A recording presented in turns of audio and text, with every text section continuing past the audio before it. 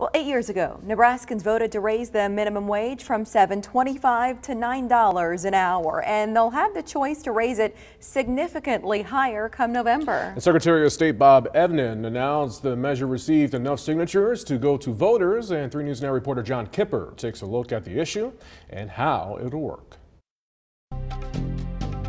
After attempts to raise the minimum wage consistently failed to pass in Lincoln, the issue will now be decided by the people in November. If passed, beginning next year, the minimum wage will jump $1.50 every year until it's $15 an hour. For most occupations, most industries, that's not much of an impact. That's Creighton Economics Professor Ernie Goss, who said very little will happen if minimum wage goes to $15.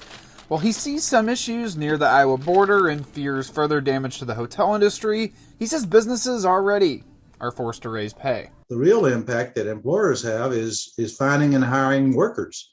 So they're raising rates, raising wages already. At Raygun, a regional clothing shop with a place in downtown Omaha, they're beginning to pay employees $15 an hour in the fall. Owner Mike Draper said the market demands it. So it's less about adding some new unnecessary regulation as it is just bringing the minimum wage closer to what it actually is in real life.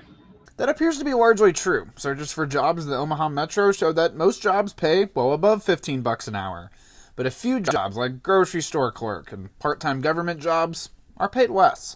No group has formally come out against the plan. The Nebraska Chamber of Commerce President Brian Sloan said in a statement that minimum wage should be the same across the country, something not the case now. Goss said if passed, it still may force business owners to make tough decisions. Well, it's clear if you don't create $15 of value, then you don't get hired. John Kipper, 3 News Now.